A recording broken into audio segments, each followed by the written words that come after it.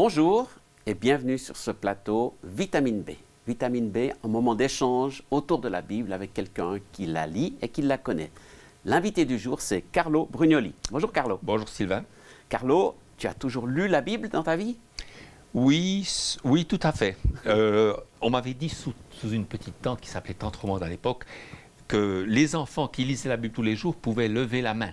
Et moi, je n'ai pas pu lever la main, j'avais environ 8-9 ans.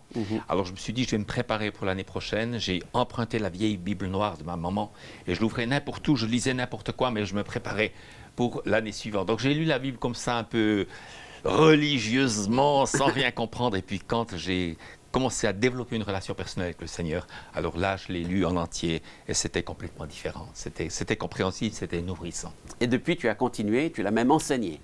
Oui, alors à l'époque, dans le groupe de jeunes, on la lisait une fois par année en entier. Et puis, c'est vrai qu'en 76, en 76, un pasteur m'a dit « Mais Carlo, est-ce que tu peux apporter le message dans mon église demain ?» Et je lui ai dit « Je ne l'ai jamais fait. » Il m'a dit, il faut bien commencer un jour. C'est comme ça. Et c'est vrai que j'ai beaucoup de plaisir à enseigner la parole de Dieu. Et tu as même travaillé dans une mission dans laquelle tu es toujours. Voilà, donc j'ai conduit avec ma femme des écoles missionnaires à Lausanne qui avaient la pratique en Afrique. Et c'était formidable parce qu'en Afrique francophone, il y a une soif spirituelle énorme.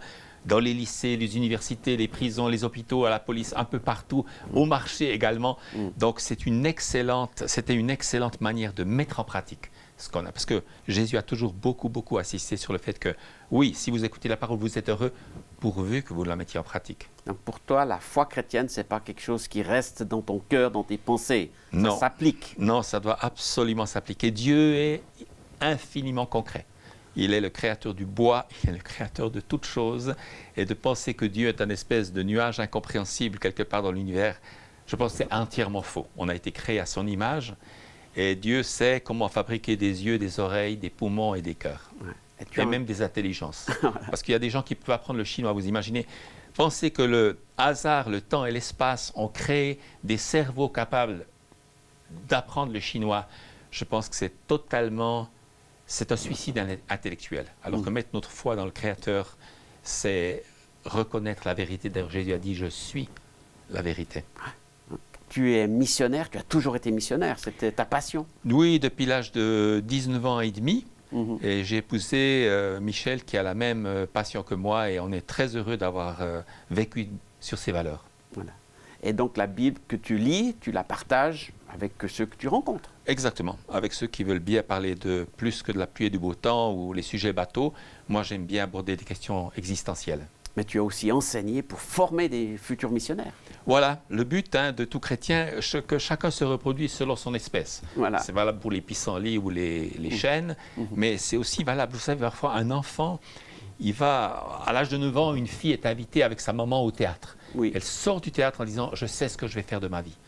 Donc, je pense que chaque être humain a certains appels, certaines vocations, certains dons.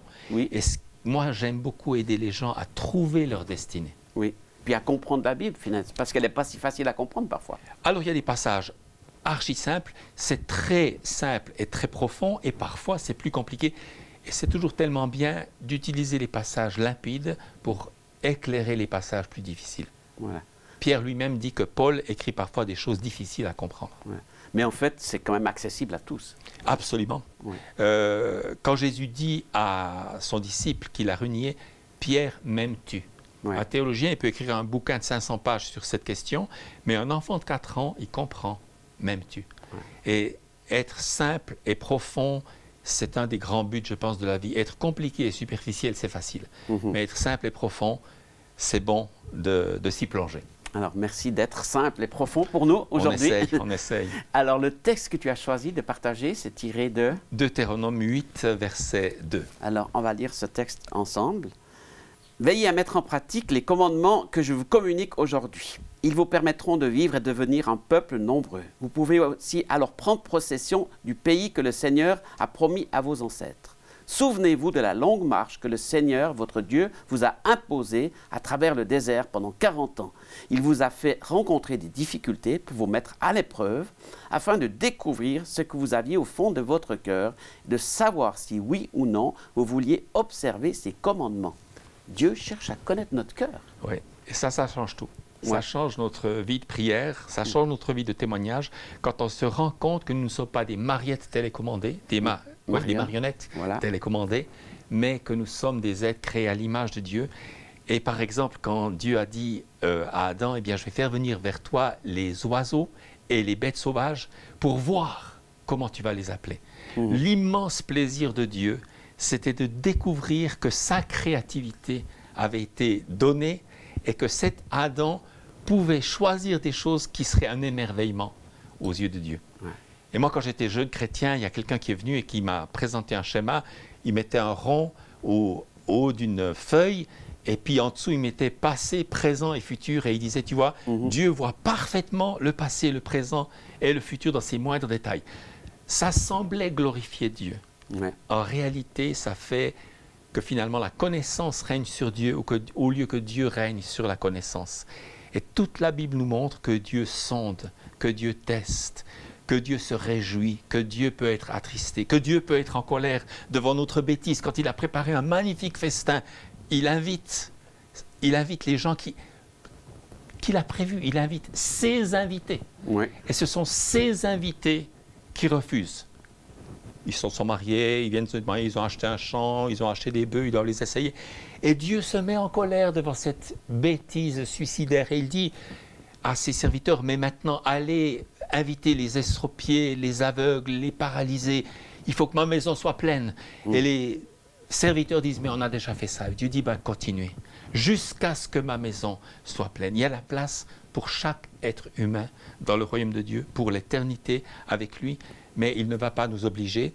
Ouais. Et ce n'est pas qu'il nous a téléguidés avant notre naissance pour qu'on accepte ou pas la foi et le salut et la vie éternelle. Non, Jésus est venu en disant, je vous appelle. Donc, Je vous appelle. il y a un accueil dans le cœur de Dieu, c'est ça? Il y a un accueil. D'ailleurs, quand beaucoup de téléspectateurs vont se souvenir de Luc 15, où il y a le fils aîné, on pourrait en parler, mais il y a surtout le fils cadet qui va dépenser tout l'héritage du père, qui va avec les prostituées, etc. Et quand il revient, le père court et il l'embrasse longuement. Et je pense que ce longuement est très important. Oui. Et puis l'autre, qui a bossé dur pour gagner un chevreau, il dit à son père, quand celui-là, le fils cadet, mon frère, a dilapidé toute ta fortune, tu le serres longuement et tu tues le veau gras, et il y a des danses et des chants dans... Et moi, tu m'as jamais donné un chevreau.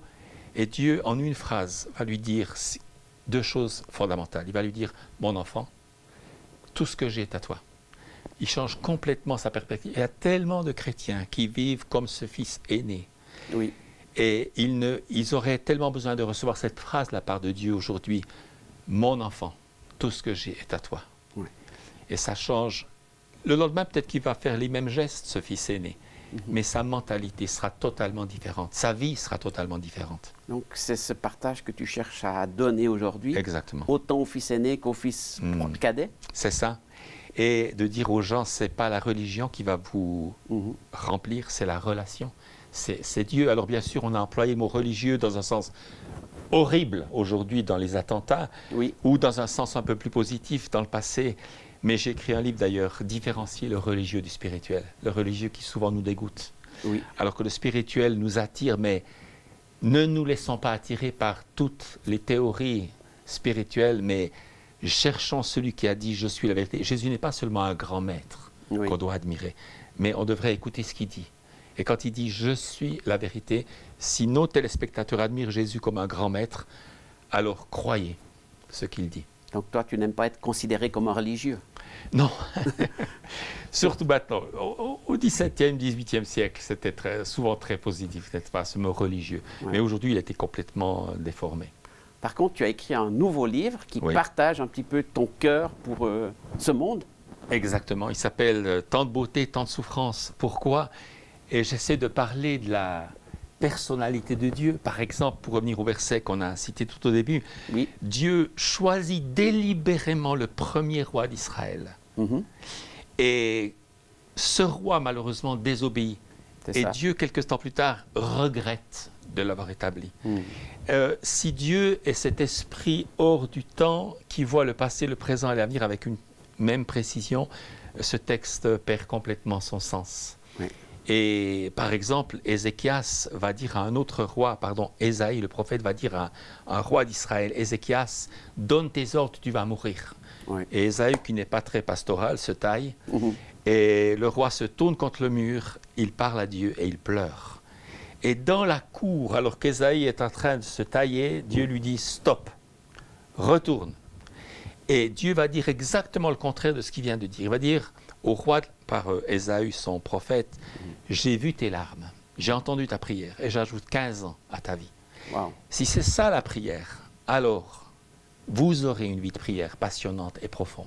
Mhm. Mais si vous pensez que les syllabes que vous prononcez ont déjà été prévues depuis des milliards d'années, ça va changer complètement votre relation. Vous aurez un Dieu bizarre, vous allez essayer de l'aimer, vous allez essayer de prier, vous allez essayer de témoigner, mais vous aurez des questions existentielles très profondes qui vont vous freiner au fond du cœur. Donc tes prières, elles ne sont pas écrites, elles ne sont pas répétitives. Non, et puis on peut dire comme David, la parole n'est pas sur ma langue que déjà, ô Éternel, tu la connais entièrement. Mhm. Déjà, c'est dès maintenant, dès cet instant, Dieu sait ce que tu penses, Mhm. mais il aime découvrir ce que tu penses. La parole n'est pas sur la langue que déjà, ô Éternel, tu Mais la elle n'a connais. pas déjà été prédestinée dans ta C'est ça. tête. Je ne suis pas une marionnette. Non. Je ne suis pas une marionnette. Et Dieu lui-même, si Dieu connaissait de toute éternité pour l'éternité chacune de ses paroles, chacune de ses pensées, chaque chose qui doit se passer dans son royaume, alors où serait sa liberté? Ce n'est plus Dieu qui règne sur la connaissance, parce que Dieu connaît tout ce qui peut être connu, mais c'est la connaissance qui tout d'un coup paralyse Dieu lui-même. Par exemple, quand Dieu dit dans l'Apocalypse, « Je lui ai donné du temps pour qu'elle se repente », quel est le sens de sa phrase si le résultat est obligatoire? On le voit dans toute la Bible, de Genèse à Apocalypse. On voit que Dieu n'est pas intéressé par un royaume télécommandé, téléguidé, mais il est intéressé par une relation, par l'amour qui exige la liberté, l'obéissance. Et je pense que le ciel est rempli de gloire, de bonheur, de joie. Vous savez, quand au ciel, on va se lever, quand on va faire une standing ovation, on avait un jour raconté cette histoire qu'une patineuse, à la suite de sa prestation patineuse artistique, elle avait reçu 15 bouquets de fleurs et elle était déçue. On lui a dit, mais 15 bouquets de fleurs, c'est déjà pas mal. Elle a dit, oui, mais j'ai payé pour 16. Vous voyez, quand on fait une standing ovation, c'est pas comme dans certains pays où si tu arrêtes le premier d'applaudir, tu es suspect, mais c'est parce que tu ne peux pas contenir ce bonheur devant le spectacle que tu as vu. Eh bien, notre adoration vers Dieu doit être ce genre de standing ovation. Et Dieu n'est pas du tout intéressé à nous faire nous lever, applaudir et dire merci Seigneur en étant des marionnettes. Ouais. Ça perdrait, le royaume de Dieu perdrait son sens. Ouais. Donc toi, tu ne crois pas au fatalisme, Inch'Allah. Oui, c'est ça. C'est terrible. Des millions et des millions d'êtres humains, y compris en Suisse. Mon propre médecin de famille qui m'a pris un jour en stop m'a dit, Dieu t'a donné la foi, mais ce n'est pas mon cas. Il ne m'a pas choisi. Il ne m'a pas appelé. Des dizaines de millions de chrétiens et d'autres religions ont cru cela pendant des millénaires. Oui. Et ça assombrit. On peut vivre une vie chrétienne avec une mauvaise théologie, mais c'est plus difficile. Ben oui, parce que Dieu n'est pas fataliste. C'est ça. Dieu nous laisse le choix. C'est ça. Et la créativité. Dieu aime que par ses mains, nous puissions faire 1000 métiers différents. Il nous donne des empreintes digitales. Il nous donne une voix unique sur Terre. Et nul ne peut remplacer celui qui m'écoute aujourd'hui comme téléspectateur. Tu as une destinée personnalisée. Voilà. Personnalisée. Et la gloire que tu vas porter à Dieu, et l'obéissance, et le travail que tu peux faire sur cette planète pendant tes 80 ou 100 ans d'existence sont des choses absolument uniques. Même si tu es jumeau, tu as des différences. Et c'est pour ça que chacun des métiers dignes de ce nom prend un sens extraordinaire dans la main de Dieu. Donc toi, tu n'aurais jamais pensé être écrivain, par exemple? Non, j'étais faible en orthographe et il a fallu qu'on vive des choses si profondes et excitantes en Afrique que mon responsable m'a dit, c'est toi qui dois écrire ça pour tes amis et pour la famille. Le deuxième livre a été plus facile. Aujourd'hui, j'en ai écrit environ 14. Et on fait beaucoup de choses quand on confie sa vie à Dieu. On fait beaucoup de choses passionnantes qui ne nous serait jamais venu à la pensée. Merci beaucoup, Carlo, pour cet échange. Avec plaisir. Nous espérons que ça va enrichir tous ceux qui nous ont suivis. Merci. Et c'est ce qu'on aimerait dire à tous ceux qui nous suivent. Lisez la Bible, lisez peut-être les livres de Carlo ou d'autres livres d'auteurs chrétiens qui vont vous édifier, vous fortifier, vous encourager, et surtout la Bible. Que Dieu vous accompagne et qu'il vous bénisse.